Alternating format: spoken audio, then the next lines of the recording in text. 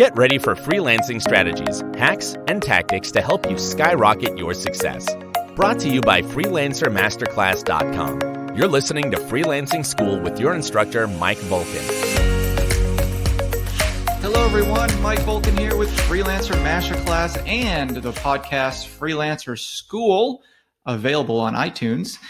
Today, we're going to be talking about how to find freelance clients on LinkedIn. So much talk is around Upwork or freelancer.com or guru.com about finding freelance work, but really LinkedIn is an excellent source of finding work. So let's go ahead and go through some of the top ways that I find work and other top freelancers find work on LinkedIn. The first thing you want to do is state that you're a freelancer. Don't hide it. That's the most obvious thing, but so many people don't put that they're a freelancer. I have some freelancers in my network that I hire a lot for my freelance work to help me with freelancing. And on their LinkedIn profile, it doesn't even state that they're a freelancer. So add that you're a freelancer in your headline, your URL, the summary. We'll talk about the summary next. Your experience section, your endorsements, the projects, volunteering, all other sections that would make sense for you to add the word freelancer.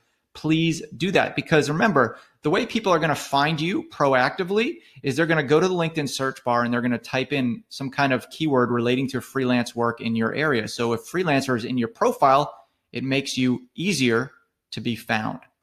Now, going back to the summary section, tip number 2 is to update your summary. Your elevator pitch should sum up what you offer in the summary section. If you don't know what an elevator pitch, Google it. I have an elevator pitch class specific to freelancers at Freelancer Masterclass. So go ahead and check that out at freelancermasterclass.com. Shameless plug.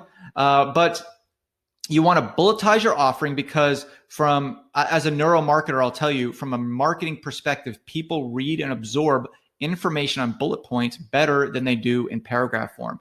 So go ahead and bulletize your offering and give specific examples of results you achieved. Don't be vague about I helped company XYZ bring in traffic is not a specific example. I helped company XYZ increase their traffic 27% by doing this in 6 months, whatever the case. That's specific and it's relatable to someone who might be reading your profile who wants to increase their traffic.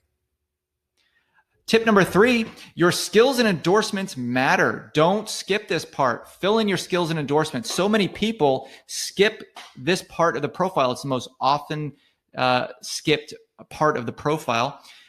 People look at them, okay, especially the interested prospects. If you have someone that is interested in hiring you and your skills and endorsements aren't filled in, you're leaving it up to them to guess at what you're good at, okay?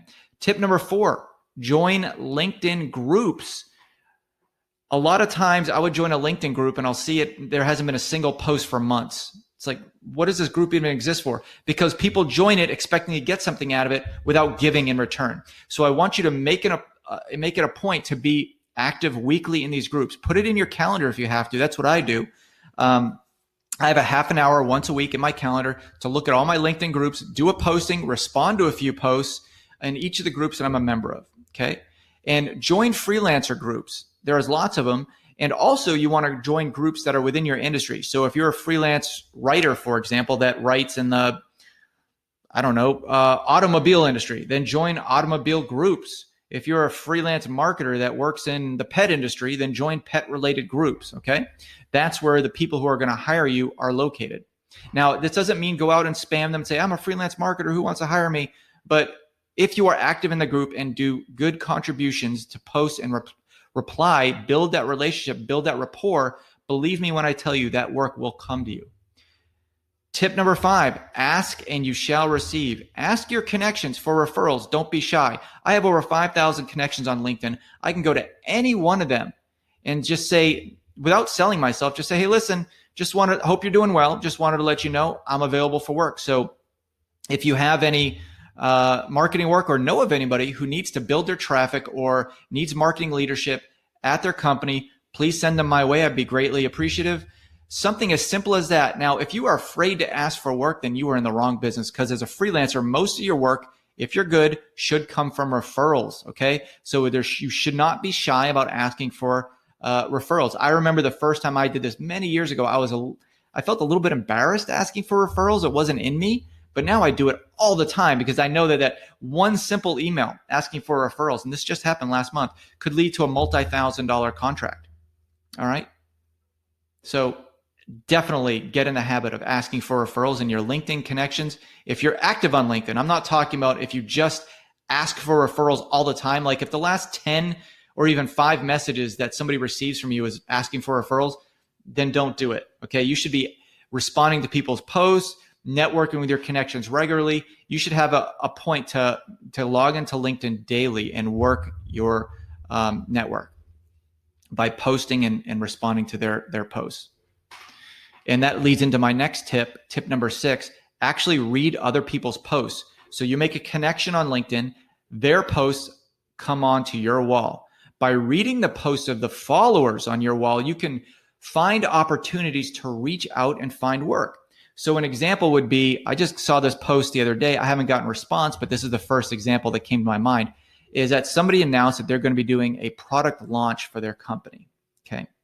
I have not worked at this company before, but it is right in my wheelhouse of who I can help. So I reached out to them and said, hey, I noticed you're doing a product launch on LinkedIn. Congratulations. I saw that announcement. If there's anything I can do to help, I've helped over 100 companies do product launches.